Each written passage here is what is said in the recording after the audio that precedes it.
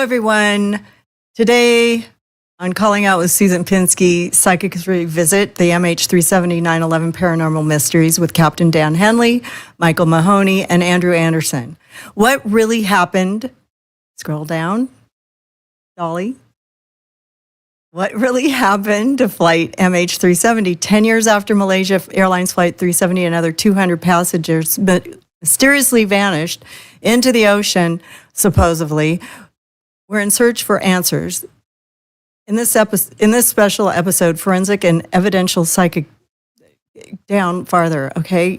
I can't read it that high. Sorry. In this special episode, forensic and evidential psychics delve into the enigma, exploring theories from expert investigators, including veteran aviator and 9/11 pilot whistleblower Captain Dan Hanley, with fresh insights and a reexamination of a 2014 Calling Out episode, which seemingly predicted today's tensions in Russia, China, and Israel. This episode promises revelations that could change everything we thought we knew about the mysteries of 9/11 and MH370. Our first guest is Captain Dan Hanley. He's a veteran pilot with 56 years of flying experience. He served as a naval aviator for 10 years, as a United Airlines pilot for 25 years, accumulating over 20,000 flight hours across 15 different aircraft. Currently, Captain Hanley serves as director and public spokesperson for the 9/11 pilot whistleblowers. He resides in Islamabad, Pakistan, where he has lived for the last 14 years with his wife. For more, visit his 911pilots.org to follow him, and also at Dan Hanley 4 on Twitter, or X as we know it now. Hello, Captain Dan. Welcome to this episode of Calling Out with Susan Pinsky. Sorry for the teleprompter problem. I'm horrible at intros, so I just had to get that out of the way. That was an accurate intro, and thank you for the invitation onto your program, Susan. You're welcome. And let me just quickly introduce who the psychic mediums will be today. Michael Mahoney, he's a professional evidential psychic medium, soul path reader, and spiritual counselor based in Los Angeles. Michael discovered his ability to communicate with spirits at a young age, and following his mother's passing in 2018, expanded his mediumship and psychic gifts to help others heal. For more information, you can find him at thehollywoodmedium.com or follow him on Instagram at thehollywoodmedium. Hi, Michael. Pleasure to be here. And thank you for joining Calling Out with Susan Pinsky. We're going to also introduce our Andrew Anderson, a return psychic medium. Look at this, Dan. Look what you get around you. All these incredibly intuitive people. Yes. Andrew Anderson is a psychic medium and life coach with 17 years of experience and over 70,000 readings worldwide. I mean, come on. And I've had a reading with him. He's phenomenal. His journey in the spiritual realm took a profound turn after he experienced the other side during a coma. I've heard that before. And his connection to the spiritual world is amazing. He's recognized as one of the top psychics in Chicago. Andrew has collaborated with local and national authorities on various case files. And I love a good forensic psychic. It's my favorite. Contact him or request a reading at psychicmediumreading.org. If you're missing a loved one, a husband, a wallet, or a body part, you can find him there, and he'll help you find it. Easy. In your car keys. Yeah, he can help you find your car keys. But be that as it may, these kinds of things, like a loved one, might be easier to find than, if they're missing, than a 777. And that just vanishes with 200 or 300 people on board. And my history with this is that I wanted to use psychic mediums to find the missing jet 10 years ago. And I did a show, Calling Out number 25, with Lisa Williams. And she saw a lot. I have some information about that. But be that as it may, this other group of psychics worked with me, and we came up with a lot of things that, that were kind of accurate, came true in the current day, because they were predicting stuff in the future. But more than that, the reason why Captain Dan was on my radar, I saw him on Jimmy Dore show, and he started to explain his not his intuition, but with his expertise as a pilot, he thinks that some nefarious things went on with 9/11, and he has a lot of facts and a lot of information that isn't a conspiratorial. It's all definitely factual. And he's tried to, tell these truths over the years, with his 9/11 whistleblowers.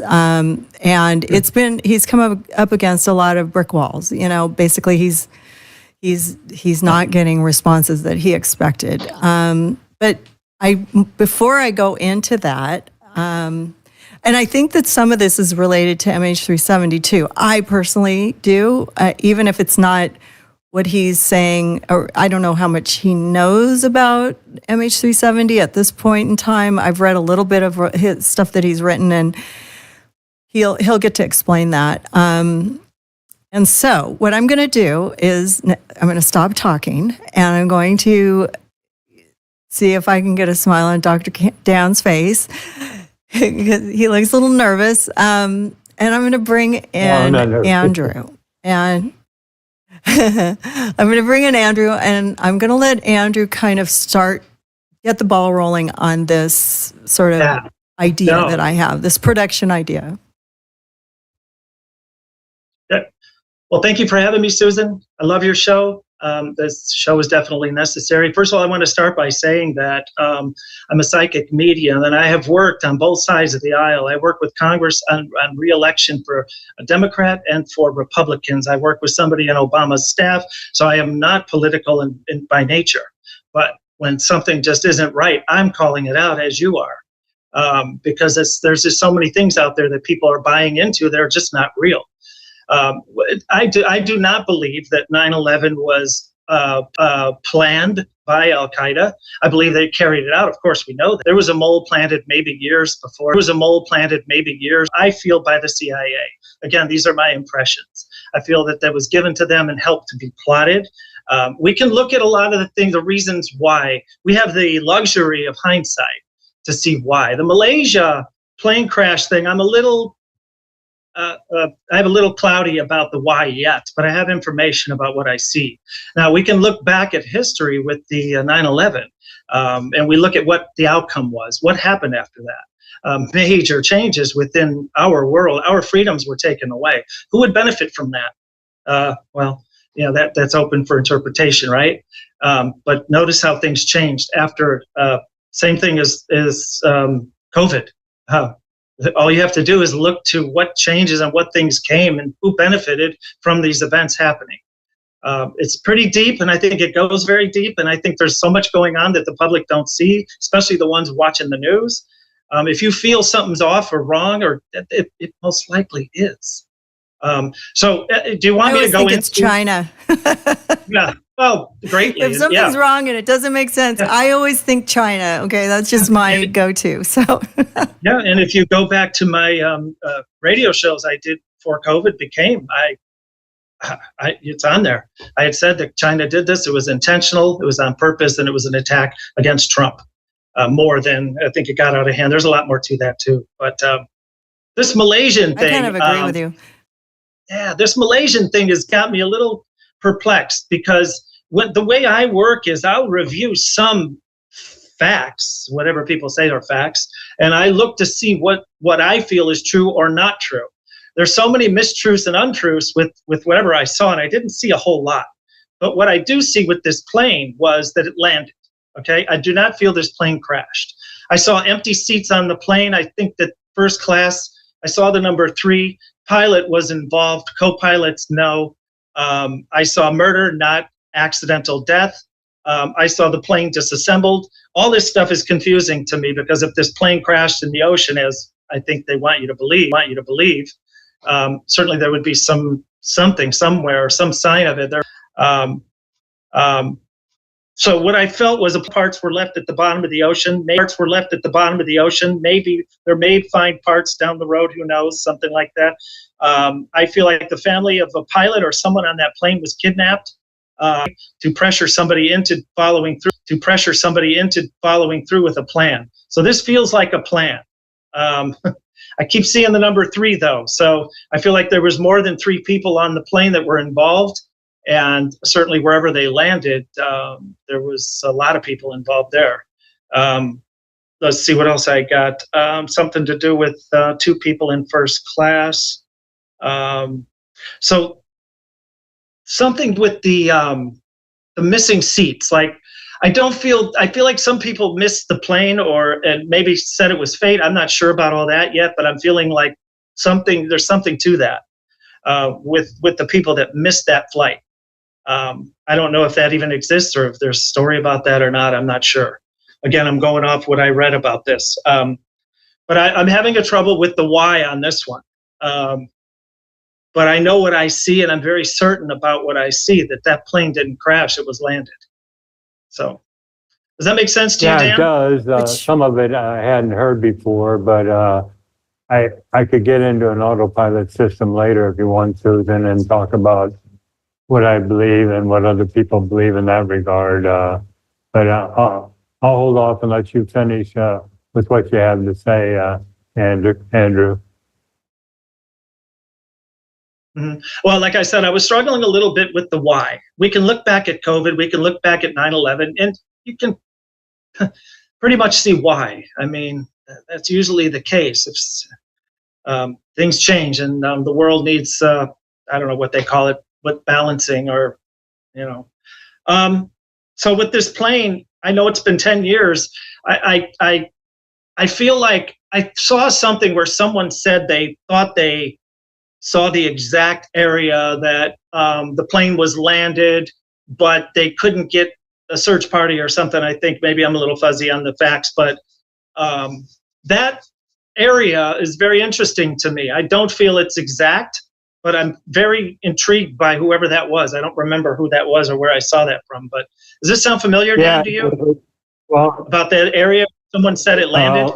Everything that I've read and friends that have done more research than I have believe that it landed in Diego Garcia, which is a tiny postage stamp sized island out in the Indian Ocean that's a super top secret for the U.S. I don't know if you've heard of that before, Andrew, but pardon? I have not. Yeah, well, I have that's not. a friend of mine. His name is Declan Curran. He's from New Zealand. He was investigating this for 8 years, and he's written a book. It's called Deception and MH370 and MH17 stories. Okay, and that's what he believes. I'm even included in the book because he gets into this uninterruptible autopilot system I'll talk about here in a little while. But that's where he believes it landed. I just found out yesterday. I was looking. I lost contact with him both by phone and email, and went out on a search for him and couldn't find him. And I went to look for the name of his book to see if I could find it on the internet. And it turns out he passed away 2 years ago from COVID. So he is really the one I wish you could have on the program as far as an expert on MH370 goes. But if you'd like, I could get into this. Well, you're going to go into how next, aren't you, Andrew? Dan, have you had threats against your life? They did it. No, Dan, have you had threats against your life? I mean, I get... Because I felt like people don't want you around for some reason, or they haven't. They don't. As a matter of fact, I get stopped by the FBI and TSA every time I come in to the States or leave, and they know everything about me. And they've asked me, have I ever been threatened? And I said, no, why should I? And they go, no, we're just curious. They've asked me that several times. But when I get into what I'm saying and what we're doing with 9/11 pilot whistleblowers, you will understand that I'm in a threatened position where... Yeah, I feel you. So let's do something really quick. Okay. I'm gonna segue over to 9/11 because It was before this happened, and it does sort of make better sense as far as why Captain Dan thinks that something else happened. And then we can go back to MH370, and then we can bring Michael in too to see what he thinks. But because he hasn't looked at anything, he didn't even know what the topic was, and I'd love to hear his intuition. I have other psychics saying on a previous show, calling out number 30, Rebecca Fearing yelled out, I see the Indian Ocean and Africa, North Africa, which is where this area is that you're speaking of, Captain Dan Diego Rivera, or Garcia. Wait, I always call it, I get it mixed up with a Cuban artist. But she yelled it out. She's a very well-known clairvoyant medium. And we did have a bunch of psychics look at it, but if it did indeed land there, she called it out 10 years ago, and it happens. I looked it up on the map. It's right there. It's in that vicinity. So makes great sense to me now that you have people that have investigated it from a rational point of view. They see it, and it could be potentially true. And that is a U.S. government island, your team, right? Am I correct? That has investigated it? What's that? I'm sorry, I didn't hear the question. Is that your team that sorry, investigated the island? Yeah, that's what I was curious about. Diego. No, we didn't. 9/11 pilot whistleblowers is strictly focused on 9/11. I've just had exposure to it from a number of people. As a matter of fact, Susan, when we get into 9/11 pilot whistleblowers, I can address the uninterruptible autopilot, because that's germane to what we're talking about. So let's go there. Let's go there, because we're putting the cart before the horse, and then that way you can kind of get an idea of what, a lot of the stuff that Andrew has said. I've had other psychic mediums say the exact same thing, and I do have some clips I would love to play. But first I want to get into how you were anointed by me to be on the show. So I heard you talk about this, and it brought a lot of things to my mind. So I'm going to let you go ahead and explain 9/11. Andrew has already mentioned that he thinks that it wasn't Al-Qaeda. He has already said that he thinks there's something else, and I'm going to let you move forward on that. Okay, well, before we go into what 9/11 pilot whistleblowers is all about, let me just say, you mentioned my credentials: 35 years of flying, 15 airplanes, 20,000 flight hours. I say that on programs not to boast of my accomplishments in aviation, but to make the statement that with that experience, I could not have flown the 9/11 flight profiles, and neither could the alleged Muslim hijackers. They weren't even qualified on those aircraft, and they were totally inexperienced. And there's 300,000 pilots in the world, and not one of them was permitted to testify before the 9/11 Commission as to the absurdity of this ludicrous notion that these alleged Muslim hijackers piloted those aircraft, because Philip Zelikow, the executive director of the 9/11 Commission, prevented it. So it would have come out right after 9/11 had there been a method of pilots stepping forward. But a group of pilots, and I guess I spearheaded the effort, got together and decided that we were going to create this global grassroots organization called 9/11 Pilot Whistleblowers. And we got a website at 911pilots.org. And it's not just, membership is not just restricted to pilots, but to members of the general public. You can join us on the website at the top of the homepage. But the purpose of our organization is to show that there were no Muslim hijackers controlling the 9/11 aircraft, but that the aircraft were electronically hijacked and remotely controlled through employment of a system called the uninterruptible autopilot that enables a remote source to take complete control of an aircraft's autopilot and flight management computer and fly it to its designated target, whether that's a building or another airport. Now, once this system is engaged, the pilots can no longer disconnect it.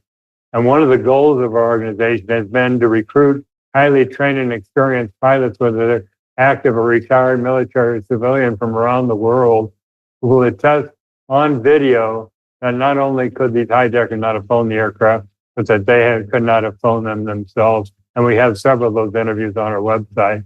But people are probably going to tune us out because they can't believe a large commercial jet aircraft could be remotely controlled. So, Susan, if I could, I'd like to briefly go into the evolution of remote controlled aircraft.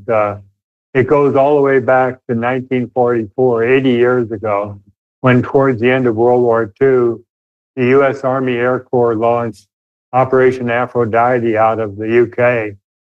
They gutted out old B-17 bombers, and they lightened the weight of the aircraft that way so they could load it with 30,000 pounds of Torpex, which is a highly incendiary compound.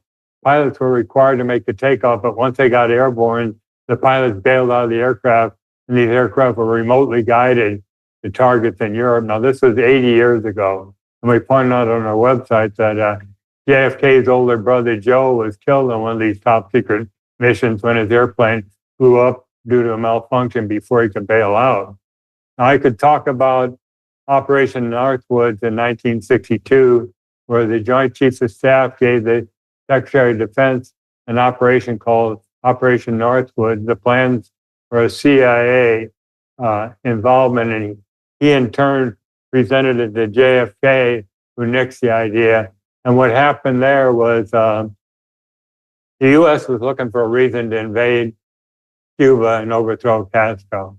And Operation Northwoods called for the CIA, through the CIA, various attacks to occur, like a U.S. ship on open waters, attacking Guantanamo Bay and blaming it on the Cubans, doing various terrorist acts on U.S. soil. But the biggie was they were going to remotely guide an empty airplane over Cuba and blow it up and say that Castro shot the airplane down. So does that sound familiar, using an airplane remote controls false flag event? Anyhow, jumping ahead to 1984, 22 years later, and there are other instances I could cite, but I'm not going to waste the time doing it. But in 1984, NASA and the FAA conducted a joint crash test experiment in a remote location where they took a 4-engine commercial jet, a Boeing 720, loaded it up with crash dummies and cameras because they wanted to test crew and passenger survivability in the event of a crash landing. This airplane flew around the pattern several times before it was intentionally crash landed, all by remote control. This was 1984, 17 years before 9/11.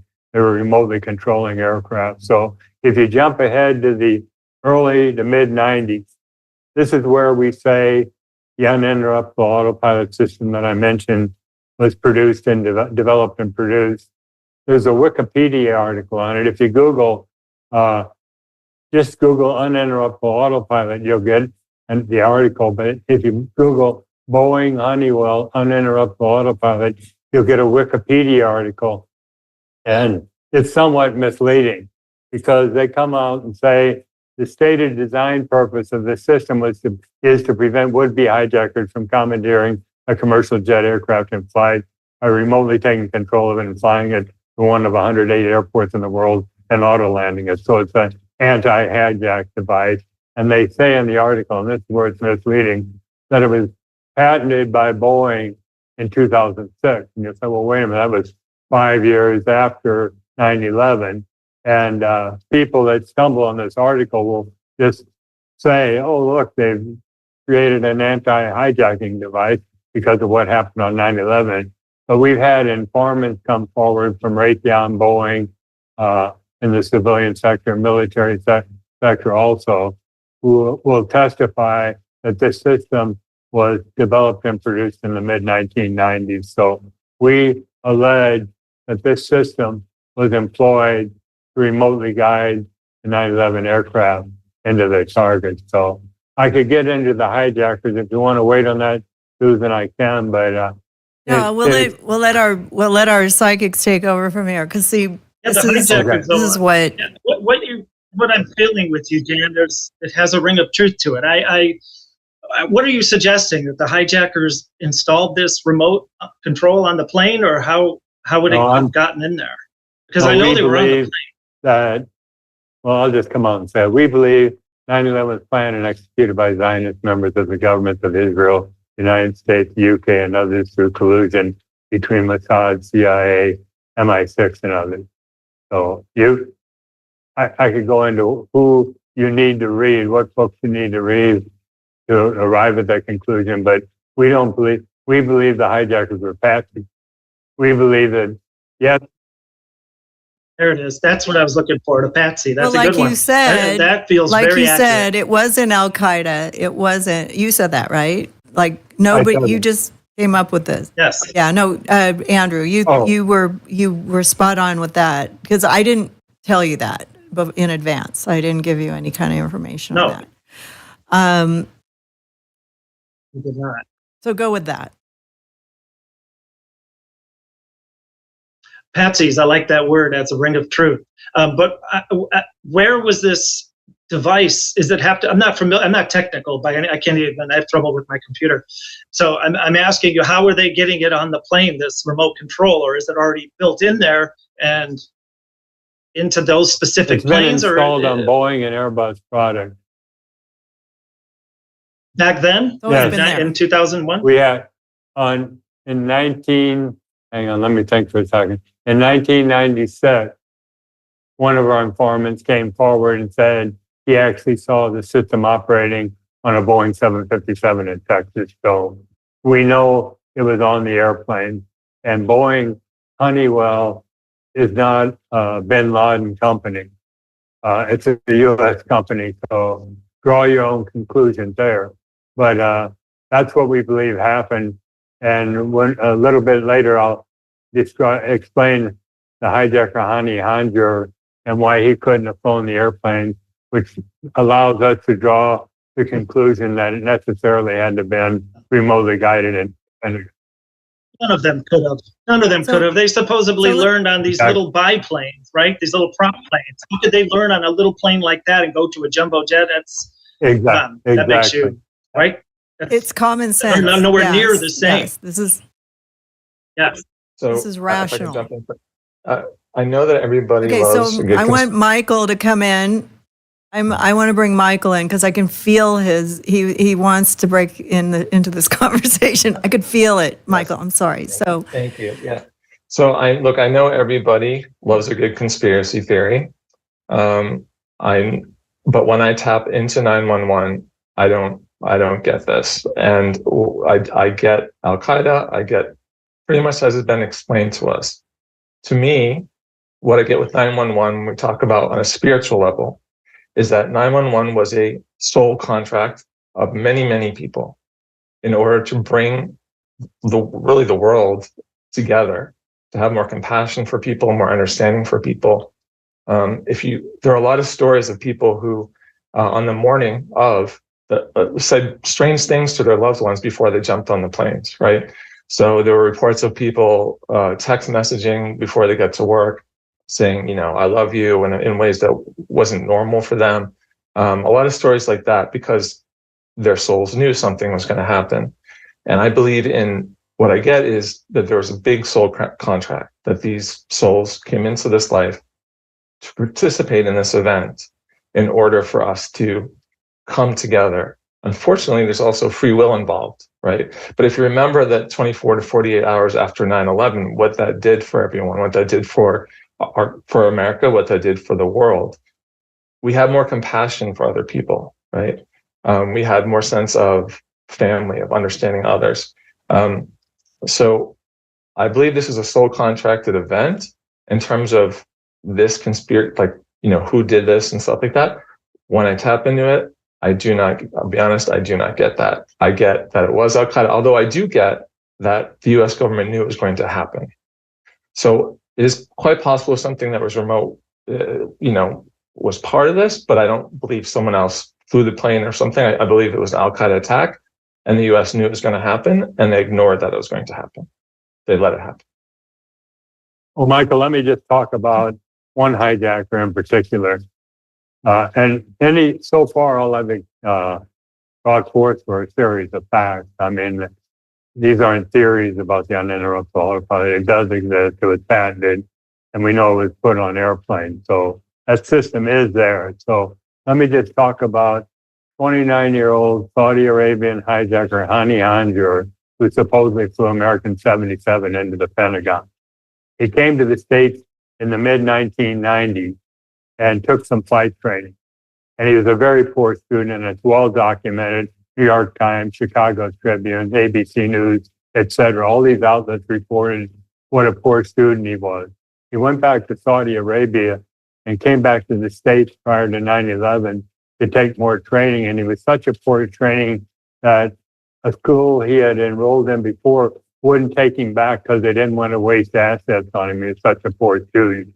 Now, the Pentagon maneuver supposedly performed by him, American 77 took off out of Washington Dulles Airport heading for the West Coast. They got to cruise altitude for a while before making an about-face U-turn back into Washington, D.C., starting a descent. And it got to 7,000 feet, and it commences this descending, accelerating corkscrew turn. That isn't the trick to the maneuver. He arrived precisely at the surface without skidding the airplane on the ground, just a few feet off the ground, at over 500 miles an hour to strike the Office of Naval Intelligence on his first attempt. Now, this was supposedly accomplished by this poor student, Hani Hanjour. Well, the same maneuver was replicated in a flight simulator and flown by highly experienced pilots who had crashed the simulator attempting the maneuver. And yet Hanjour completed this maneuver on his first attempt. Well, it gets even better than this because Hanjour, 1 month prior to 9/11, goes to the Freeway Airport in Bowie, Maryland, and wants to run a Cessna 172, a little single-engine propeller-driven aircraft. Now, before you go, when you go into a fixed-base operator, they don't just throw you the keys and say, have fun. You've got to go up on an evaluation flight if they don't know you to prove you can fly an aircraft. So Hani Hanjour didn't go up on one flight. He went up on 3 over a 2-day period with a male and female flight instructor, a guy named Ben Conner, a woman named Sheila Baxter, okay? They go to the head flight instructor at the Freeway Airport. They don't run him the airplane. He can't fly. So they did. This is a month before 9/11. So what did Hanjour do? He goes down the road to another fixed base operator, Congressional Air Charter, and goes up flying with a guy named Eddie Shalev, who came back and said he was a good pilot. Who was Eddie Shalev? Well, let me back up. The FBI sent agents out, as well as the 9/11 Commission sent staffers out to interrogate these 4 pilots, the 3 at Freeway Airport and Eddie Shalev. Okay. Well, what appeared in the 9/11 Commission final report? Only Eddie Shalev's remark that he was a good pilot. They ignored totally the testimony. As a matter of fact, Ben Conner, the guy that flew with Hanjour, said he was expecting to receive a call to testify before the 9/11 Commission. And once again, thanks to Philip Zelikow, the executive director, it didn't happen. So who was Eddie Shalev? He was an Israeli that came to the United States 2 months prior to 9/11, contracted out with Congressional Air Charter, and delivered this testimony to the 9/11. He didn't do it under oath. It wasn't done under oath or before the 9/11 Commission. They just took his word for it over these other 3 pilots. So was Eddie Shalev Mossad? We don't know. We'll never know. I'm only speculating there. But this is an example. And the 9/11 Commission claimed Hanjour, of the 4 pilots that actually piloted aircraft, was the most experienced of all. Well, if he's the most experienced, and what does that say about the other 3 pilots, given what I just told you? So they could not have piloted these aircraft. And we say the only viable alternative explanation as to how American 77 hit the Pentagon is if this uninterruptible autopilot system was employed, because the navigation system on today's modern commercial jet aircraft is derived from cruise missile technology and is extremely accurate. Whatever is programmed into that flight management computer, that's where that airplane's going within a few meters. So yes, the uninterruptible autopilot could have done it. There's other people that speculate that a cruise missile hit it, and it was swapped out. American 77 was swapped out while airborne. What we say in that instance, they had to have electronically hijacked the airplane and remotely flown it somewhere else for that to occur. So that's our claim, that Hydra was a poor pilot. The uninterruptible autopilot exists, and it necessarily had to have been employed for that aircraft to hit the Pentagon at that speed, Right. altitude. How did they all hit so exactly where they were supposed to go? Okay, so Right. you have 3 planes being flown by inexperienced pilots, and they have exact hits, like 3 buildings. One didn't quite make it. That one landed in a field, but 3 exact hits. And how do you get that many pilots who can do that? I mean, this is an experienced pilot would you be able to do it that easily? I mean, it's not that easy. That's why I said at the beginning, I could not perform this maneuver, and I'm not embarrassed or ashamed to admit that I couldn't. To get it down to that altitude. Oh, go ahead, Susan. So Kaleb is my tech producer in Alabama. He can get into my computer. This is 10 years later. Like 10 years ago, we couldn't do this. We didn't have this kind of technology or knowledge. So he can get into my computer and he can run my cameras and everything from Alabama and bring the show to light. Okay, I can't do it alone. I can't fly a VMix very well. I'm pretty bad at it. So Kaleb, are you there? Yeah, I'm here. You hear me? I don't know. I'm here. So your technology skills, like 10 years ago, we were kind of not aware of this kind of thing going on in the universe, right? We were just like, oh yeah, these planes just flew into these buildings. And from a tech perspective, could you see something like this being, an actuality? Well, it's different. So like 9/11 for me, when I think of it, would be a lot different than MH370. So MH370, yeah, there would be a lot more technology that would, that's already been publicly disclosed by then. But back at the time of 9/11, I was what, 10 or 11 years old. I was a child. And so I was not aware. We had just old Dell laptops, but the military would have much more advanced technology. So like whatever we have now, just think the military is going to be 10, 20 years ahead of that. So it's very possible that it's 100 years ahead. They used it yeah. during World War II. It's right. Like there's stuff that they use and we just don't know about. We don't know about this technology. And like if the plane had landed safely, MH370, it's obvious that it had to be remotely controlled or been done by the U.S. government or whatever government owns that island. But my instinct is that Captain Dan has some really good details. He's spot on. But what my question is, who Michael would be behind it? Michael is too. Michael has some good information. Yeah. And if somebody, I'm sorry, I didn't mean to interrupt. But Michael, I was just saying, Michael is the Zionist is a great it makes sense and politically, internationally. And I'm not here to say something actually happened. I don't want to get in trouble or anything, but I think it's a really good,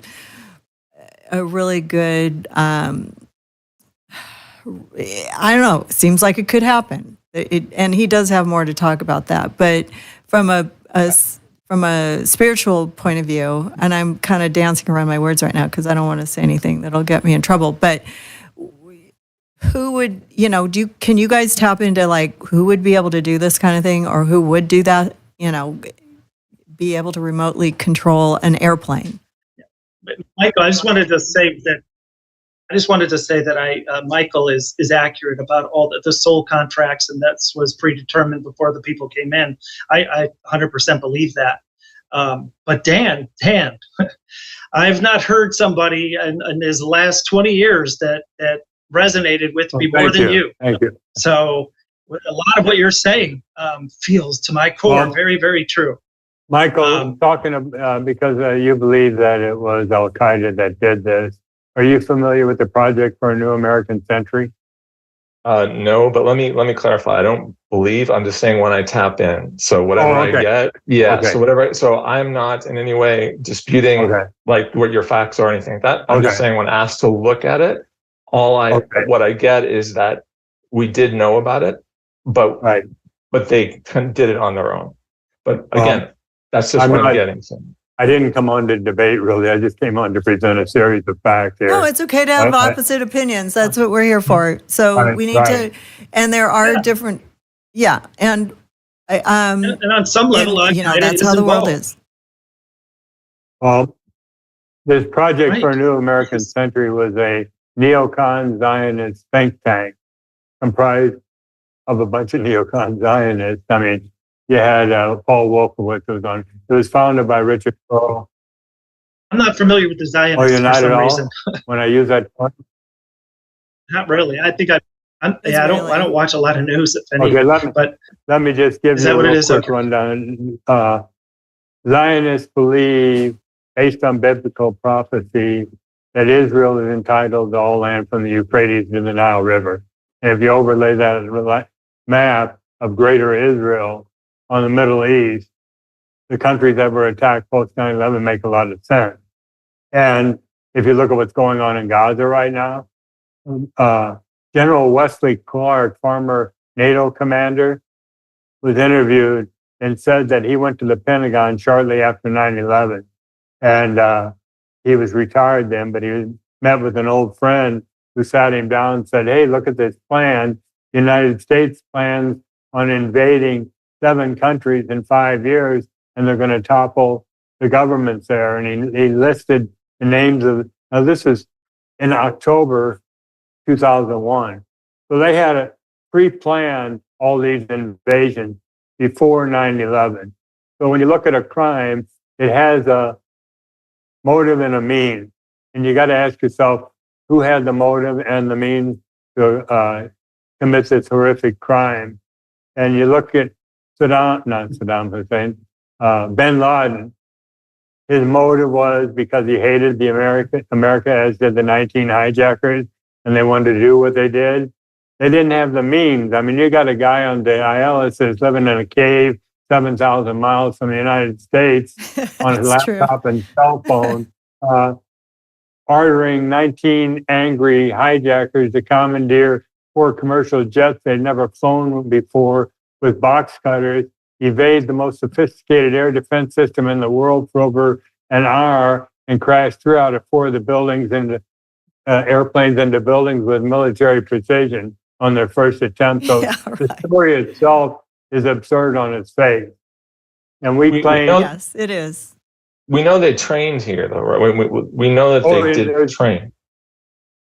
Right. On tiny planes. There's no doubt they trained here. And we believe, based on information we've received, that they were brought into the United States by Saudi Arabia, because it's 15 of them were Saudis, okay? The CIA, FBI were involved, and they wanted to run them through these schools to establish an audit trail, a paper trail, so they could justify saying what they did after the fact. But look, I flew in 1968, 69, and 70. I flew little airplanes.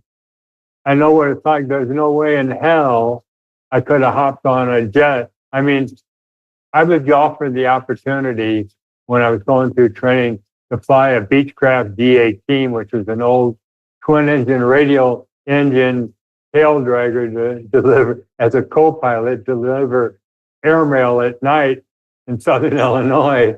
And the idea of doing that at my experience level, and I had a commercial license at the time, petrified me. I was overwhelmed by the size of this airplane. And you can't tell me these hijackers climbed in these cockpits sight unseen, because I flew the 757 and 767 an aircraft. They're also huge. This is a huge plane.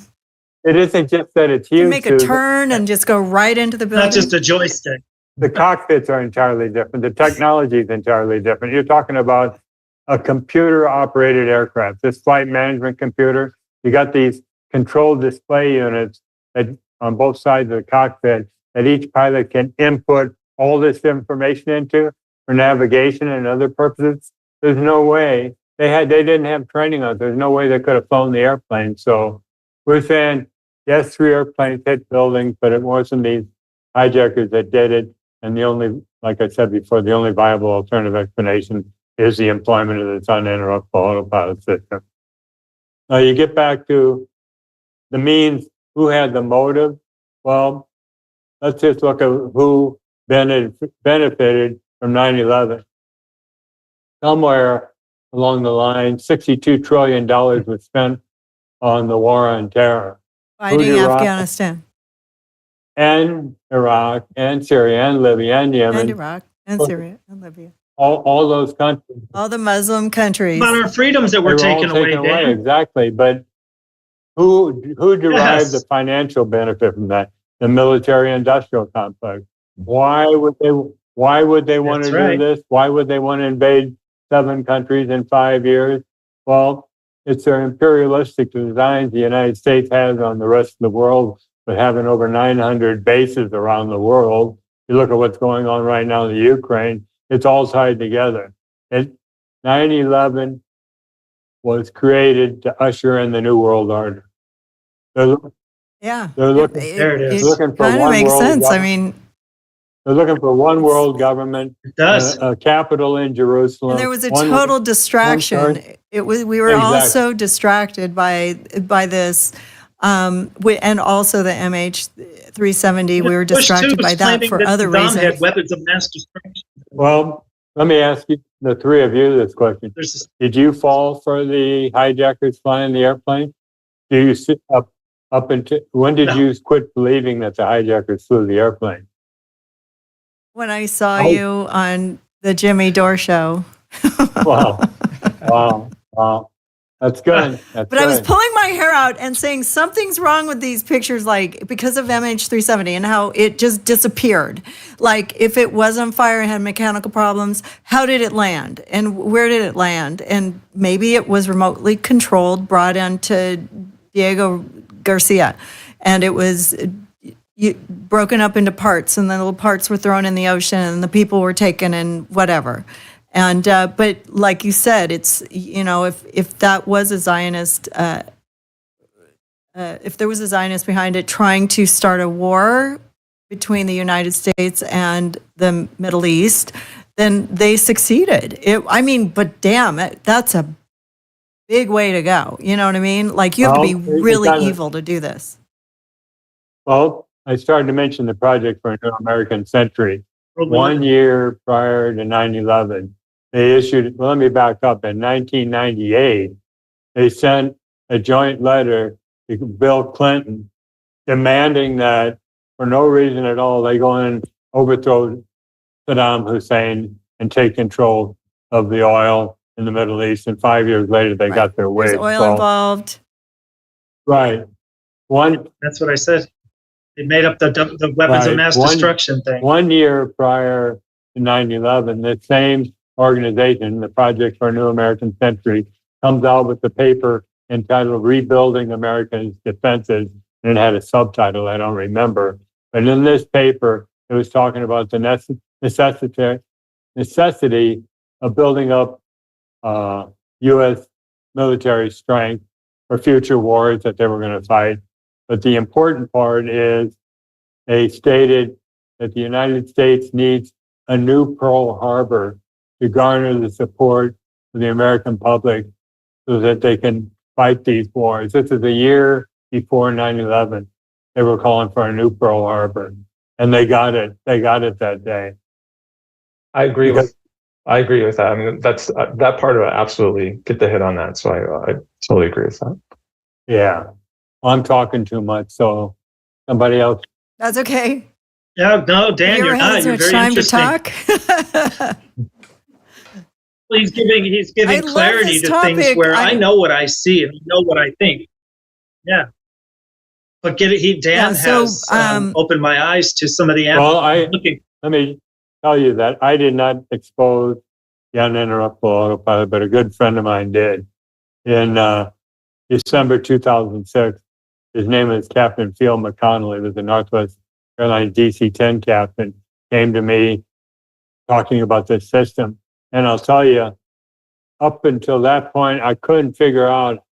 I firmly believe that these hijackers had to have had extensive training outside the country besides this private pilot experience they had. But he told me about this uninterruptible autopilot system, and that was my aha moment in 2006. Yeah. So that's how Makes they sense. did it. And he took it So into court. Go ahead. Go ahead. Mhm.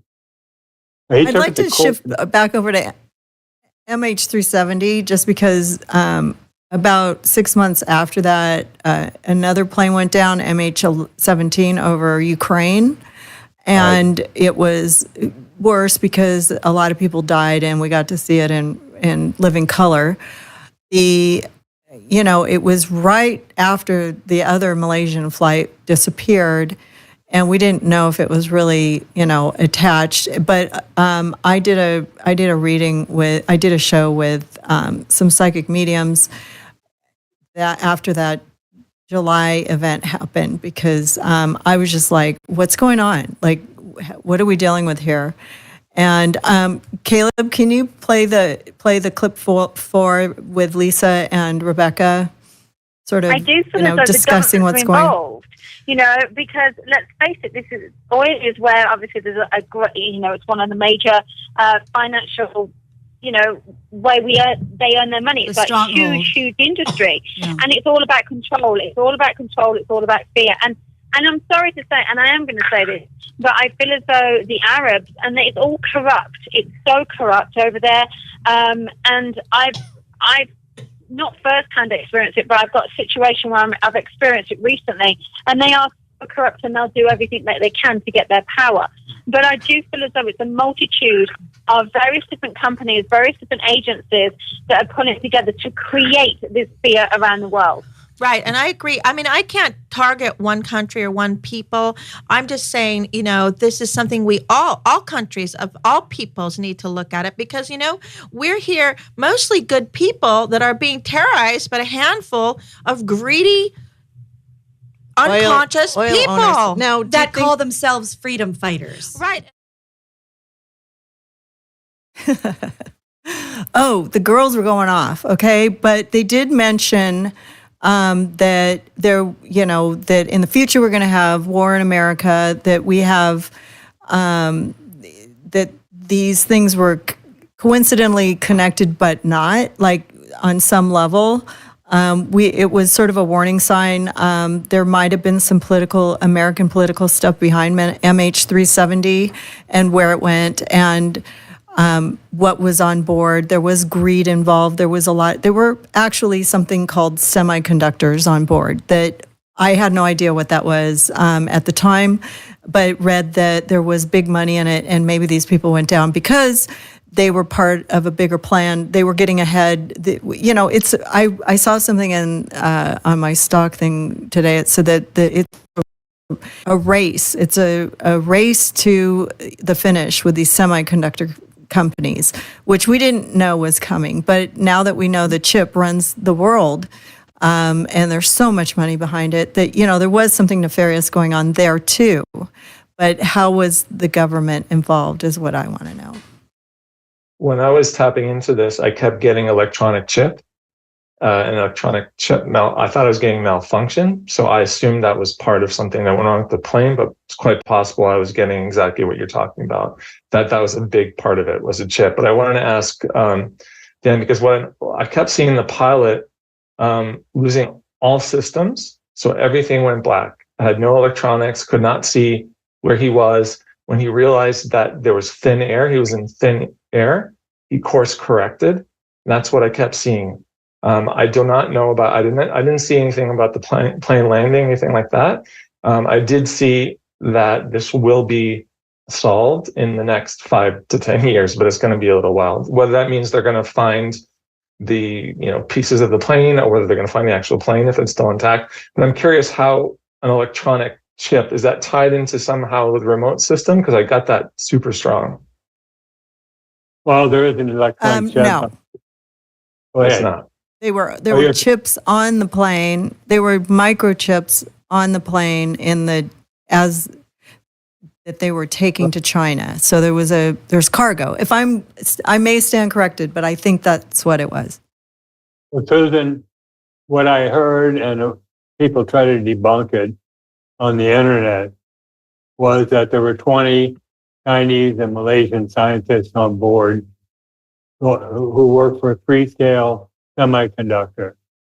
And four of them held a patent on the KL04 microchip that had defense applications that I believe certain people didn't want in Chinese hands. The fifth patent holder was Jacob Rothschild. And when the four scientists disappeared, he was the sole inheritor of this patent. And then I heard BlackRock was involved, and so was the Carlyle Group, et cetera, et cetera. But I can't prove any of that. But Right. that's out there as a story of a possibility of what happened regarding a microchip, Michael. As far as on the uninterrupted autopilot, it is a microchip. Some people believe it's called the QRS 11 microchip, and it's a microprocessor. And this the system is backdoored. You can't detect it. As a matter of fact, like I said, once this is engaged, you can't disconnect this autopilot. There's one way of connecting an autopilot. That's by turning on the switch. There's four ways of disengaging it. That's by turning off the switch. There's a little button on the yoke or the steering wheel you can press. You can exert a 70-pound or greater force on a control that'll disconnect it. Or you should be able to pull the circuit breaker on the autopilot, and that would do it. Well, if you pull every single circuit breaker on the airplane trying to unpower the system, it doesn't work. Maybe that's why they went dark. No, the system has its own They're power trying to source. get it to disconnect. They wanted to disconnect the autopilot because they knew they were going to be taken somewhere. Or something was going wrong. Well, this friend of mine that I talked about, Phil McConnell, that exposed the uninterrupted autopilot, he was given a first-class round-trip ticket from his home in Wisconsin to Kuala Lumpur in Malaysia to brief officials there on the system. And they totally believed him, and an official pulled him aside and said, Phil, if we could ever prove this is the truth, you'll see the first $1 trillion lawsuit in the history of humankind. So the officials down there don't know about this system. As my friend briefed him on it. And I actually got invited twice on Malaysian TV. It was a short segment, but the first time was just to talk about 9/11 and the autopilot system. But the second time, as the official story is, that the captain on Malaysia Air 370 committed suicide, it was a murder-suicide. He killed himself and all the passengers by crashing the airplane. That's the official story. And Who was the patsy? there was a English official, a guy in London, who was supporting that story, and this Malaysian TV station wanted to bring me on to refute what this guy had to say, which I did, and talked about the uninterruptible autopilot system. So people Okay, so I want to stop you there for a second, just because we have to take a little break. So so many things come to my mind, Michael. I want to pick your brain for a second about the microchip, or the semiconductor, or the whatever this is. Okay, so if the plane's being run by this, and they use the autopilot to fly it into this island with whatever's on board that they're trying to confiscate, or keep from getting to China, or if they're just testing the plane on this autopilot ability and hiding a plane, like the plane just disappeared, it went into thin air. It's wartime, like mysteries, something like that. So Michael, what would you say about that? Well, I do want to pick up on it. I do get a crash. So that's what I do pick up on. But and the words also I got was a explosive combustion. And I don't know what that means. And I don't know how that ties into a chip malfunctioning. But I also thought I did get that there is something with the chip that was being covered up big time. Whether that was a chip in the planes that that the airlines did not want people to know was faulty, and they kept flying the planes. Whether it was something like you were talking about the semiconductor chips that they didn't want people to have, but there was absolutely a conspiracy around the chip itself in some form. But when I see it, I do see more of a like an explosion, like a combustion. So I don't know how that relates to chip, but that's definitely what I'm seeing.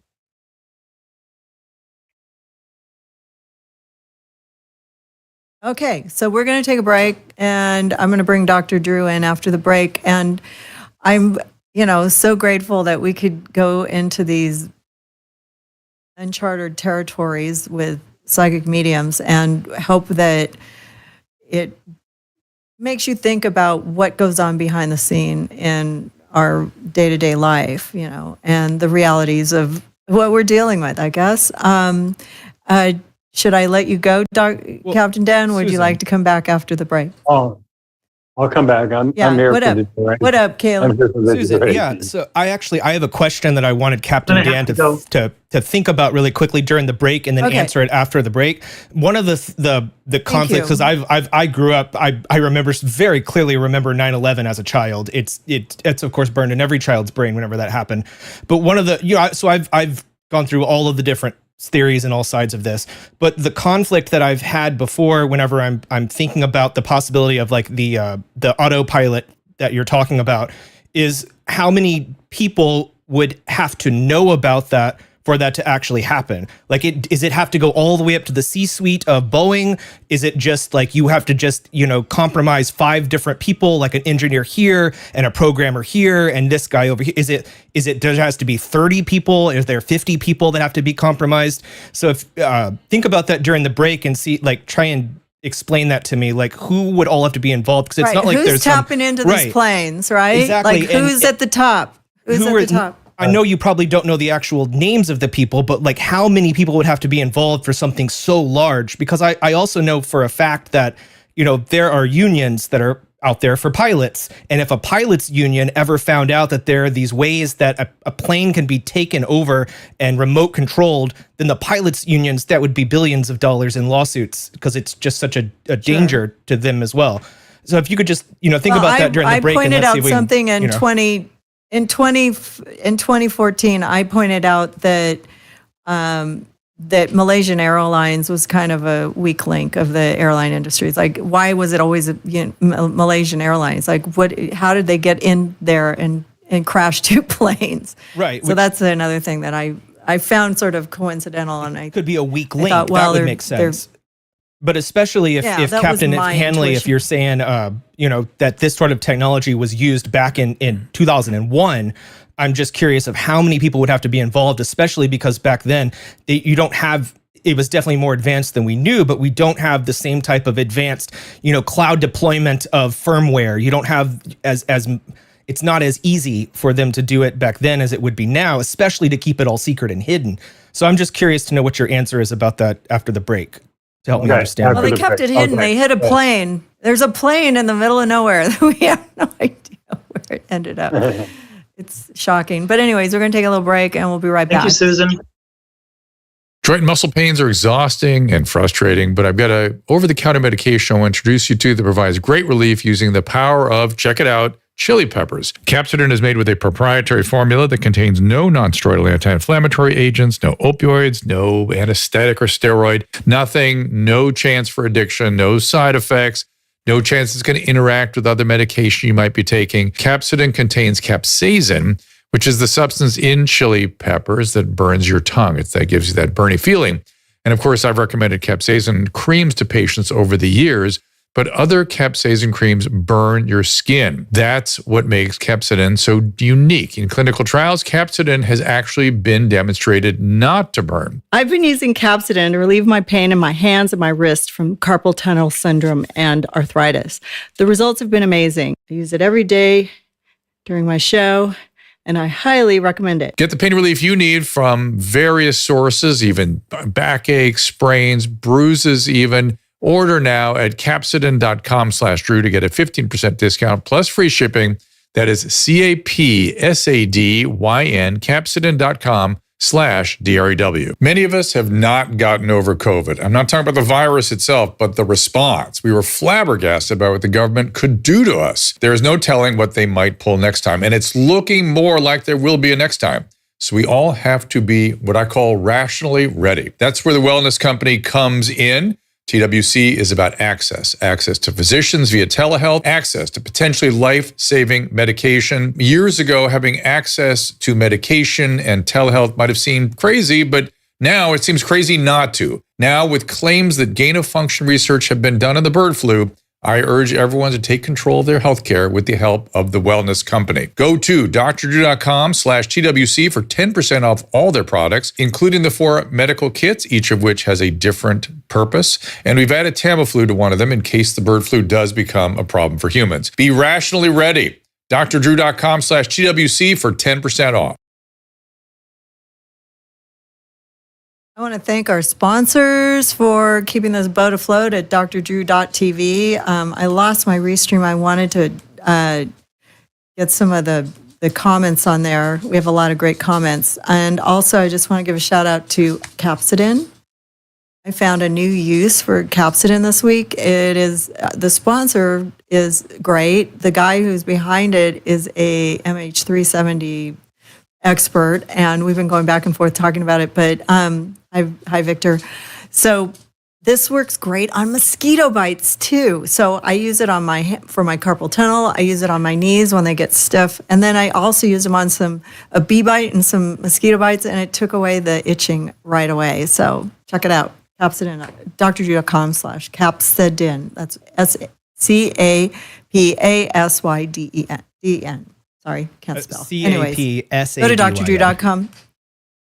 Yeah, and also you can go to drdrew.com/sponsors to get the links to all these great products. And all right, so let's pick up where we left off with Kaleb's question. We'll let Dan Hanley start off the conversation. Answer your question, Kaleb. Really? We did a Freedom of Information Act request on anything and everything the FAA had on the uninterruptible autopilot system, and it yielded nothing. They said we don't have anything on it, which led us to believe it's a black project, right? Kaleb, are you familiar with black projects? Yes. Yeah. Okay. Now, they're very compartmentalized. The left hand doesn't know what the right hand's doing.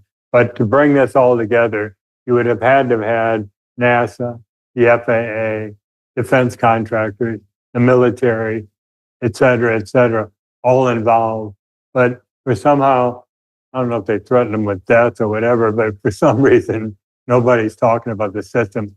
And you talked about pilots being outraged. I mentioned that we interview highly experienced pilots and get them on tape. When we tell them about this uninterruptible autopilot system, they say, get out of here. There's no such thing. Pilots aren't even aware this system exists. That's how sneaky it is. It's so sneaky. I'll tell you what else we did. 3 years ago, we started writing letters, knowing we weren't going to get, or believing really we weren't going to get a response because of our belief of U.S. complicity in 9/11. But we started out with the FBI. I personally made 2 separate phone calls to the FBI saying, look, I want to file a complaint on a major crime. And they said, what is it? I go, 9/11. Long pause on the phone. And they said, what's it about? When I told her, another long pause. And they said, look, if we want any information, we'll get back to you. Well, I waited a couple months, called them back. And they were very outraged that I would dare call them when they already told me they'd get in touch with me. So I'll make this short. We went to the TSA. We went to the FAA for about a year. We went to, I'll start at the top. We went to Biden, the Director of National Intelligence, Avril Haines. We went to the Attorney General, Garland. We went to the Assistant Attorney General Criminal Division and the FBI Director. We went to the FAA Administrator. We went to all of them. And you can look at these letters on our website. There's a drop-down menu. Just go down to letters and see who we've written, because we didn't stop within the United States. We went outside the United States. So we got the only answer we got over a 3-year period. We were totally stonewalled. They didn't answer letters, even if they were certified. Emails, phone calls weren't returned. You can't get through past staffers in the congressional office that'll get you to the people you need to talk to. But about a year ago, I talked with the head lawyer at the FAA, Federal Aviation Administration, and he said to me, "Dan, you haven't proven the uninterruptible autopilot was employed." I said, "Yes, but we've proven that Honey Hunter couldn't have hit the Pentagon. How did American 77 get there?" He says to me, he couldn't answer me. He says, "Go to the Department of Justice. The FAA doesn't handle criminal investigation." And when I told him I'd been there several times, he said, "Go to the Department of Justice." So I live in Pakistan, and I was go ahead. So what Susan. if this is all U.S. government stuff going on, and they're behind this, like especially the Malaysian flight?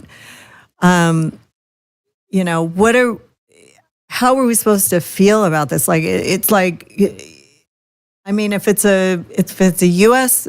island that this plane lands on, and they take people out of it, and according to some of my psychics, people did live. They did get pulled out, and there was a colonel there, and there was a guy in khaki pants with a gold watch, and they took all these people, they put them in huts. We've seen other people talk about this, like, that they lived and that it was brought down by alien ships or something. But, what happened to the people? Were they human trafficked? Did they have to all be killed? What was the point? If they wanted these semiconductors and they ended up with, this is all conspiratorial in my mind because I'm not a psychic medium, but at that same moment, Obama was in China with Xi Jinping and Michelle Obama at a big event. And, if it was a big FU to China, it was a power play, or it was secretive, on some level where they were hiding, this plane somewhere to get something off of it that they wanted, that they didn't want China to get, because it was on its way to China, and it was a business. It's obviously money behind this, with the BlackRock and the people missing the plane, right. And whoever is in the front row. It's very nefarious. So, And then there was another plane that went down over the Ukraine. And this was before we really knew what was coming in the Ukraine. And my psychics were like, well, there's going to be a big war, and it's going to be in America, and we're going to be in a war against Russia, which happened. And I expected that anyways. I was a Russian-Chinese history major in college, and also Arab history. And I was waiting for that for a really long time. And it's happening now. It's all been predicted, and it's happening now.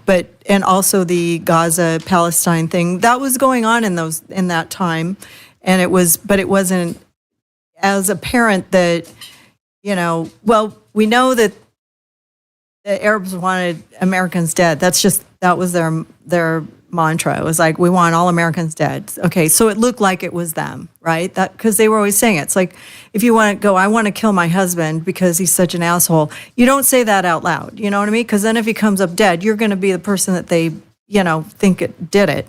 So, but they were always saying, oh, we want Americans dead. So we all just assumed, okay, it's Al Qaeda.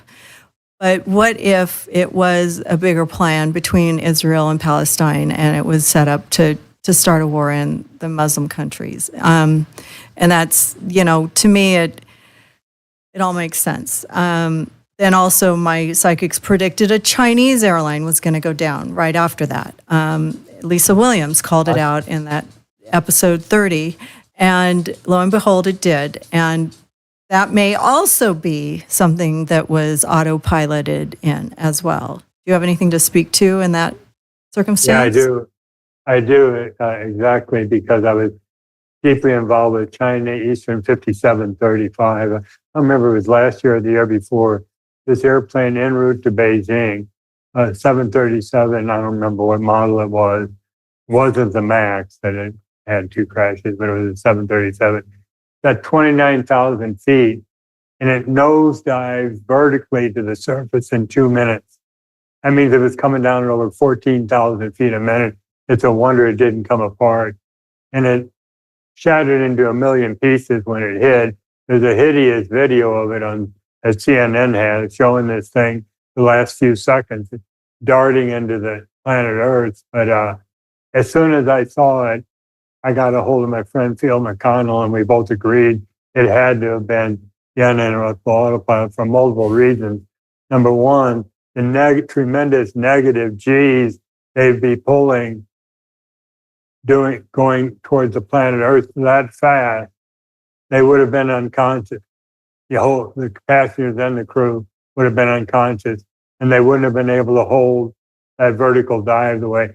And besides, it's next to impossible to get an airplane to go into a complete vertical dive unless you spin the thing in. But I personally, Michael, what are you feeling? I can see you're going into some kind of a sorry, I'm getting spirit right now, so it's sort of not related directly to what Dan was saying. There will be, I want to say, like a VIP or celebrity or political figure there will be another crash in the next year of a very prominent person. I believe it will be a political person. I do not know which country. And there may be 2 actually, and I've been seeing that for a while. And I don't know, the cause. I don't know if this is related to it. But when you were talking, I started hearing that again, like tell them. So I do believe that there will be someone famous in the next 6 months to a year, if not 2 crashes. We're not going on a plane, Drew, anytime soon. Not on Spirit. Not on Spirit Airline. Not on Spirit, yeah. I wanted to do. Don't want to go on That's that. what I wanted to do. Drew wanted to fly in Spirit Airline. I told him no. Well, you know what? You also told me that you thought Trump was going to die. Maybe that's going to be his plane. We don't know. But listen, that's never a happy sighting to see. But thank you for sharing that. I appreciate it. But as far as all these incidents of airplane crashes, there's a common theme that potentially they could have been all on autopilot when they came down. And but the 9/11 event makes more sense than all, because it's definitely a clear shot into a building, which is almost impossible. And a lot of things are being hidden from us, in the world that we don't see every day. And in 2014, we didn't know a lot of the things we know. I have to leave in about 3 minutes, but you... Okay, Drew's here. Wait, but you were anxious to talk about the... Is his mic on? Yeah, the orb thing. Yeah, so I'm going to have to go while you deal with that. I can come back in about 10, 15 minutes. Okay. If you guys are still chatting, Drew has a hit. I will jump back in. Oh, yeah. Oh, hi. Wave to Drew. Hi, guys. Good job. I enjoyed listening to you all. It's very interesting stuff. Super interesting stuff. Yeah, he's going to go. He has a hit with TWC, and I can't help him right now. But anyways, we should probably wrap up. You need to use the studio too. No, so. I'll go somewhere else. And be that as it may. Thing? Oh, well, okay. So I was watching Redacted News, and this guy showed a videotape of, and maybe Andrew wants to get in on this. It was a videotape of the satellite they showed where the plane was in satellite. And I don't know if it was just sort of somebody had just put this together with, what do they call it? The AI or whatever. So those are what chips are for, right? The AI. So it showed a plane landing in a certain place through the satellite, and there were these orbs rotating around the wing, around it. So you could see like this sort of these white circles going on around it. And they said that in World War II, these were German Nazi plane landing mechanisms by the government that might have brought the plane into wherever they were going. Is there any kind of evidence of that? Was that a question directed at me? I don't know. Does anybody have anything to say about it? That's how I sort of got interested in this again. I would lean more towards, Go ahead. especially around big war events, UFO sightings go up a lot. And if you believe in the whole idea of sort of this galactic federation watching us, keeping the peace between other universes, other planets, when there's more conflict on Earth, there's a lot more UFO sightings. So if you were talking about, was this the first one with World War II, you said? Yeah, no, they said this was some kind of an automatic landing thing, some kind of a aeronautic invention that was by the Nazis in World War II that was developed to guide planes in safely. And I don't know if you've ever seen this, Captain Dan, but it was a video going around for a while, and I don't know if it was made up, by AI or if it's an actuality of a satellite. For which? But it looked convincing. Are you talking about one of the planes, Susan? Like, are you talking about 9/11 or MH370? No, MH370. So they showed like this plane with these orb circly things going around that have. Are you talking about Ashton Forbes, Lee? Are you familiar with that? Yeah.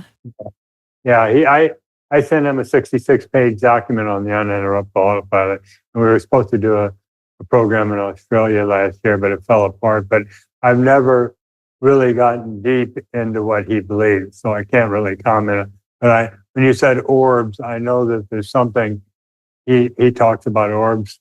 And this airplane disappearing. Yeah, they're like, so the plane's coming and there's this like circular thing rotating around it on the satellite. You can see it on the satellite video. And apparently some Chinese military guy leaked it out during the MH370 event.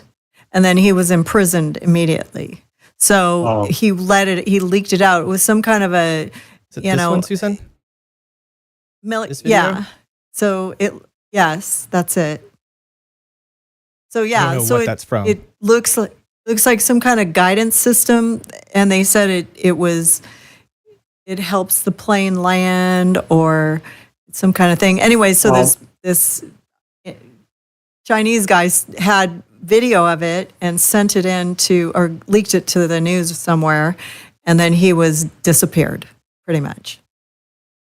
Allegedly. Well, the Autoland system, it's all tied into this computer system on the aircraft, okay?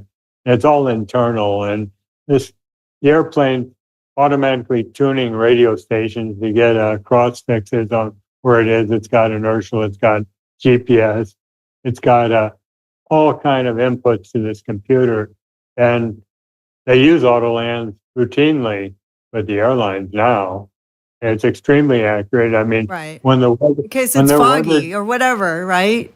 Right. If the visibility drops below 1,200 feet, where they can't see down the runway, they're required by federal regulations to let the airplane land itself. Why? Because it does a better job than the pilot. That's how accurate it is. It goes right down the glide slope. Yeah. Puts the airplane right into the touchdown zone. It tracks down the center line, and the pilots actually have to disconnect the autopilot to regain control of the nose wheel steering to clear the runway. So Autoland are commonplace, and guidance. People aren't familiar with the navigation systems on today's commercial jet airlines. They must be more appreciate this. Well, they must be better now, like compared to 10 years ago. I want to talk to Andrew again, and because I feel like he's in the back. I can feel his spirit. He's trying to get through. No, Andrew actually left. Did he leave? Yeah, he left at the break. Oh. Yeah, so he's gone. Yeah, that's why you're missing him right now. I didn't get to say goodbye. Okay, he said bye, but his mic might have muted. Yeah.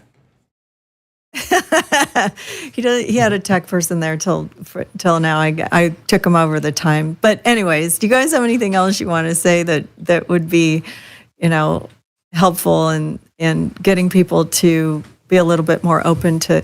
I mean, I'm not trying to scare everybody. Are you done? Oh, wait. But we kind of wanted to talk about how to understand how not to panic about this kind of thing. Like, don't worry about whoever's going to die in the next airplane crash if the world's going to come to an end because we're dealing with. So I brought in Dr. Drew to talk about not an easy thing to contend with. I mean, because we have lots of uncertainty in the world, and that's one of the reasons I think. Yeah, and one of the reasons that psychics are popular right now. People want something. They want to hang on to something. And when you guys are saying things that add to more anxiety, that sort of adds to some destabilization. And look, it's the usual things. Some people it's meditation. Some people it's just working out. It's all the self-care things. Hungry, angry, lonely, tired. These are the things you avoid and where you start. Sleep right, eat right, take care of your physical well-being, and of course, take care of the people around you. And focus on that. Every great epic ends with take care of your garden or go back to your community and serve. There are things outside of your control and there are things within your locus of control. Try to optimize those things that are within your locus of control. And if you really have problems with anxiety, realize the way to deal with anxiety is actually exposure. In spite of the fact that we live in a world where snowflakes are protected from every disturbance of whatsoever, the reality is exposure is what helps us build resiliency. And stay focused on your priorities, stay focused on your values. And the fact is you want to be a resilient person. You want to be able to contribute. You want to do what's right. And just focus on those things. And it's okay to fly a plane, go on an airplane. And it's okay to be a little scared. And you minimize your risk if you have to. But if you're really phobic, that's again when exposure becomes helpful. And you got to kind of take yourself by the hand, and if somebody who can help with you, again, you don't want to jump onto a Spirit aircraft like I was trying to get Susan to do, because that might be a little too anxiety provoking. But things you can tolerate, tolerable doses, and the basics. It's pretty simple. Yeah, it's just weird we live in such uncertain times, and we're all the frog has been boiled. We're all getting quite used to it, and I'm not sure that's a good thing or a bad thing. That's not really what the kind of exposure I'm talking about. I'm more talking about tolerating anxiety and controlling the things you can control, like the Serenity Prayer in the 12-step. Find the things you can change, do it, have the wisdom to know the difference. It's pretty simple. But if you're disabled, if you can't function, that's the time to get some help. And God knows these days there's so much help out there with Zooms and whatnot. So, and you know what, Captain Dan, you're a courageous man. You live your life doing this, and I appreciate the fact that you're really giving us all the information that we need to know that we wouldn't have gotten in the mainstream. Dan, you slipped something in there. Did you say you live in Pakistan? Is that what I heard you say? Yes, Doctor. I met someone with and married a Pakistani 14 years ago. I see. Here. You haven't been chased. You haven't been chased out of this country or something. Most people believe because I was going to. I applaud anybody that steps up and says unpopular or unusual opinions, because it is time just to speak. No, I want to hear this, and I want to hear everybody's opinion. What's that, Dan? I was going to say, have you ever read Dr. Susan Jeffers' book, Feel the Fear and Do It Anyway? I would be a fool. Yeah, I would tell you that there's a general trend towards lean in, to embrace the fear, to lean into the fear. I'm blanking on the book on panic attacks right now. It's called it's not lean in. It's something like that. But it is that's the whole idea. But I don't. You have to be careful if I were to say something general like that, because you can re-traumatize yourself, make your anxiety worse if it's not a tolerable dose. Make sure you can tolerate and take somebody with you that makes you feel secure. Yeah. If you're going to go on an airplane now, don't think about this show. What's that, Dan? I just want to say, from a spiritual perspective, we come into this world at a given time that we choose. We exit this world at a given time that we choose. Everything that happens in this lifetime is for our benefit. Everything. Even if it's the worst thing possible from a spiritual growth, soul growth purpose, it is for your benefit. And I completely agree with Dr. Drew. Stop focusing on everything else that's happening around outside your circle. Anxiety is fear of the future. That means you're not being present. To be present, you have to stay in your world, control what you control, and meditation, all those things. But just remember that really everything, I know it's cheesy, but really everything will be okay. That's how it's designed.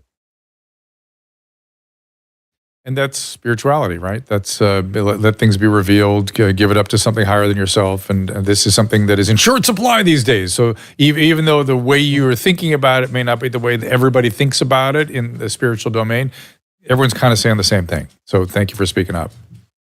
You're welcome.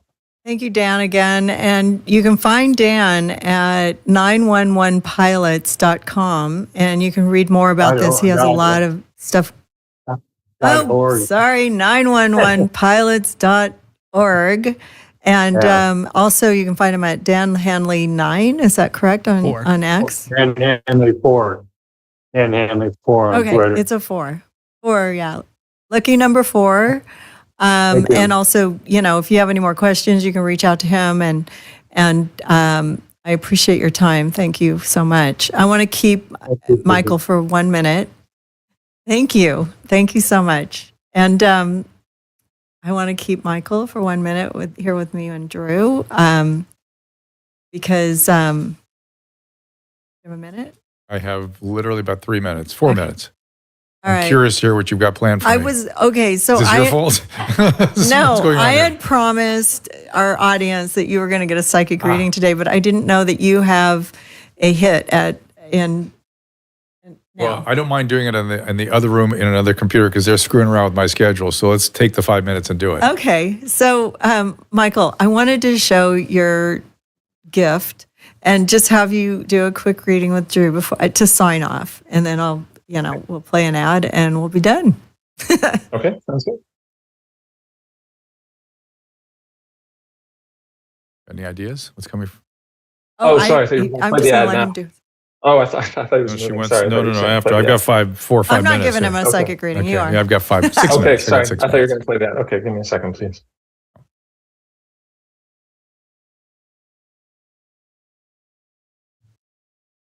Okay. There's a mail coming through. Feels like father, grandfather. Is there an F name that passed? Someone that starts with the letter F? Just, I think father is what you've got with the F. No, it's definitely a name. I'll keep asking 1 second. I'm getting, did he pass something, a chest with a heart, or something with this person who passed was with the chest and the heart? I mean, everybody kind of ends that way, but that's not specifically the proximate cause. So it's not your father. Yeah, I don't know how It's Lee's not father. father's Was name it was. grandfather? Could it be grandfather? So I'm definitely getting not an F name. And he had colon cancer. Okay, it's okay. We have to see. Is it you, Robin?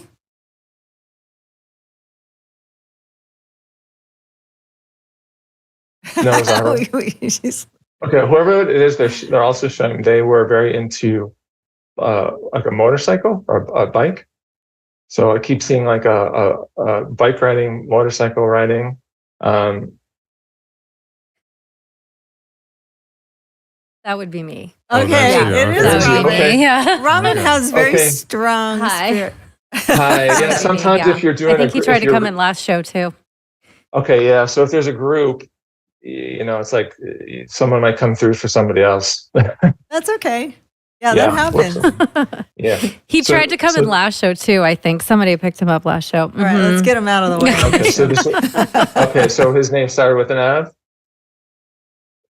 It didn't start with an F, no, but Okay, but he passed the motorcycle. The motorcycle. Okay. Yeah. And the heart, the chest. Mm-hmm. Okay. Yeah, eventually. Yeah. Mm-hmm. Okay.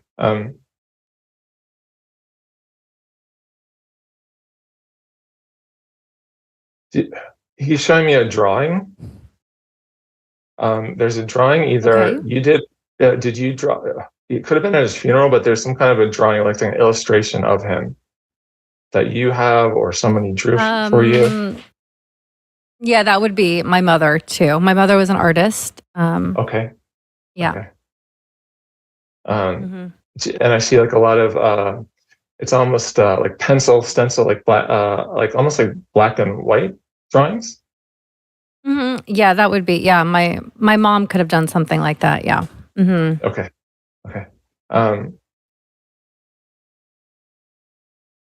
There's one with it looks like flowers in a field or some kind of a field. Do you have some of her drawings? Because she keeps saying it's like something that you have. Yes, yeah, she did. Yeah. My mom is passed as well. So, Okay. yeah. Right. Yes. Right. So do you have that in your house? Is it like, I see like a field, I see flowers, I see some kind of outdoor nature scene. Yes, yeah. Okay. Yeah. So that's just validation that we have her. There's still an F. I don't know who the F is yet. That's okay. I know. Do you have a question? F. I'm trying to think. Yeah, I'm trying to think about an F, but I can't think of anybody. Of course, it's always like okay. when you leave the reading, like, you That know. happens a lot. Right. Yeah. Do you have a question for, since they came through, you have questions for your father or mother? Since I know we're short on time. Let's see. Gosh, for my mother. Hi, Mom. Hi, Mom. Gosh, it was my cousin. My cousin was in a motorcycle accident when he was about 22. So that it was quite a few years ago. It was almost 20 years ago. But he tried to come through last show we did. Let me ask so I'll him. just say hi to him. I know. Okay, let me see. He's been butting in. Let me ask him if he has something. But let me ask him if he has something for you. Since he keeps trying to come through. But I always love a message. Yeah, I'd always love a message from my mother, you know? Mm-hmm. Okay, yeah. I don't. Yep, so it's, my mother's been gone like almost 10 years. Yeah, 10, almost Your exactly mom was 10, nice. 10 years. Yeah. Mm-hmm. All right, let's get into my attachment problems. Yeah, Mom, Say that for where's the my show. husband is always the biggest thing. Yeah. Sorry, say it again. It's always, hey, Mom, like, where's my husband? Okay. Okay. Okay, You're supposed to see more than I do now. So. Okay, let me ask her. She says she's working on it. She's just working a little bit harder. Yeah, she's funny too, by the way. She's pretty funny. And just I can see that you guys have sort of the same sense of like almost like sarcasm, like sarcastic kind of like humor, or the way her tone a little bit. Yes. Yeah. Mm-hmm. There's an East Coast connection as well. Okay. Yeah. Yes, for sure. Mm-hmm. Yeah. Okay. Yeah. I do like. Okay. I love Broadway and stuff like that. Mm-hmm. Okay. And I feel like there will be somebody. She's telling me there will be somebody, and there's not only East Coasting, but I feel like that person will also be an East Coast person. well, get out of All LA. right. Okay, Susan. Well, looks like I'll be booking my ticket to New York as soon as I leave here. I'm joking. Right. By the way, everybody, Robin's single. Just so you know, if you're out there there's 5,000 people here. We could 5,000 people. maybe we can do a psychic speed dating with Robin again. I like a Viking. Move the mic from in front of your face. My so we type. can I like see your Viking beautiful types. I like Viking types. face. Lean forward We can a turn little this so we into a can see psychic you. dating Like, yeah. show if you want. We can turn it into a psychic dating show, Yeah, and I so can see if so we're a she's good psychic match yeah, for you. she's single. How old are you? You're 30. Oh, please. 30, Let's just not talk. 32. I'm 32. Let's try late 30s. Yeah, that's not going to get you. You have to be honest. No, so thanks, Mom, for coming in. Yeah, I was going to say, I believe you will be married by 35. Oh, thank you. I don't know, any single men out there that want to A get couple on? more years. Maybe. You can meet them soon and then just get married. Okay. In a couple of years. That's true. Yeah. So Yeah. I had a reading with Michael, and he brought through my dog, and who nobody has since he passed away. And he brought my dog in, Rex. You know, Rex, good old Rex, that used to be on the show all the time. And he said he used to dig in the garden a lot and whatever. But Rex used to hide his bones out in the garden and just completely cover his nose with dirt. And then he'd eat the bones later, and then get dirt everywhere. And he was so cute though when he was a puppy. And I don't know, I miss the guy. So say hi to Rex for me. You can say hi to him anytime. Love the dogs. You will hear you. He's around you. So you can Nice. say hi to him. He's just not here, though. It's so sad. But anyways, I want to thank everybody who hung in on this show, and thank you, Michael, for, getting. If you have anything else you want to say before we let you go. No, I would just say, I know as a sort of dissenting opinion on some things that were said in the show a little bit, but that's just what I get. So I'm not here to debate facts or anything like that. I can only get what I get. So I would like to know more about, the things that Dan understands and knows. And this has been a very fascinating topic for me as well. So thank you for having me. Oh, good. I'm so glad because, I love investigating things that are not explainable. And I had a bunch of audio from my other show, but you guys were just going so strong I couldn't bring it in. But I've always admired the courage that it takes to say something that you're getting and be honest about it and have the ability. You can, on my show, you can have an alternate opinion. It doesn't, in life, that's the way we are.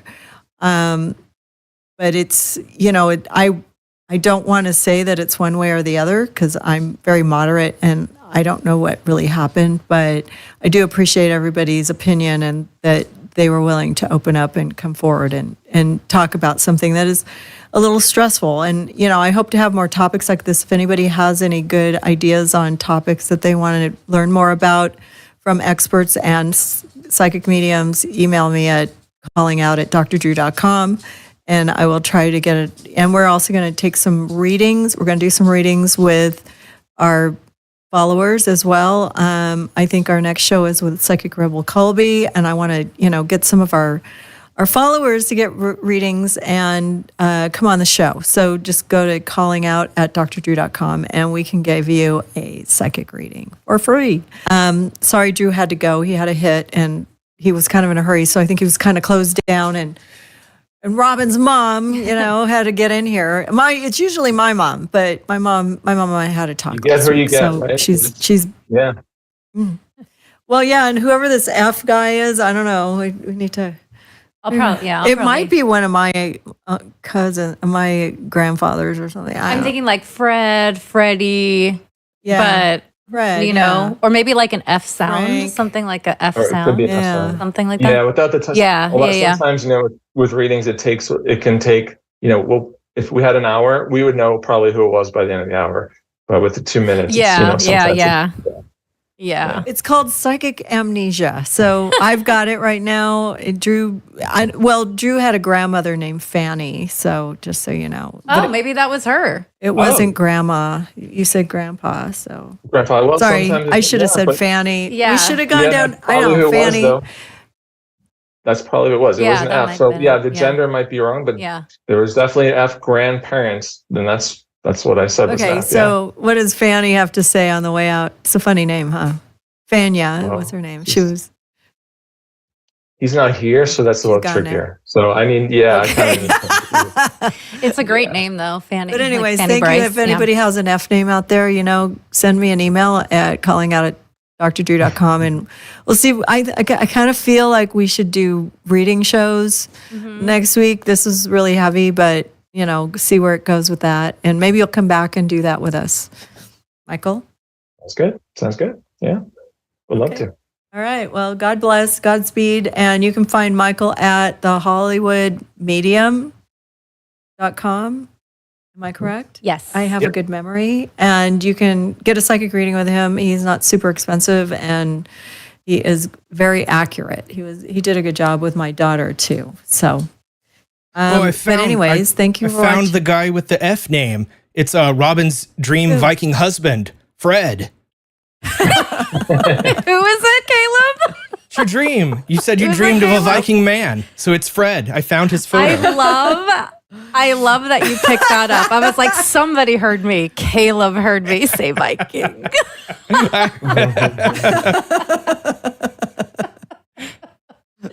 I love it. That's it. I'll take Caleb. it. Thank you. And thanks for staying late, Caleb. Really appreciate it. I'm going to see my And, babies now. Everybody have a wonderful weekend. We'll see you next week.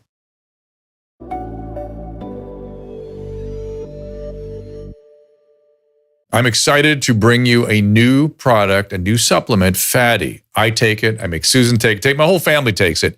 This comes out of, believe it or not, dolphin research. The Navy maintains a fleet of dolphins, and a brilliant veterinarian recognized that these dolphins sometimes developed a syndrome identical to our Alzheimer's disease. Those dolphins were deficient in a particular fatty acid. She replaced the fatty acid, and they didn't get the Alzheimer's. Humans have the same issue, and we are more deficient in this particular fatty acid than ever before. And a simple replacement of this fatty acid called C15 will help us prevent these syndromes. It's published in a recent journal called Metabolites. It's a new nutritional C15, pentadecanoic acid, it's called. The deficiency that we are developing for C15 creates something called the cellular fragility syndrome.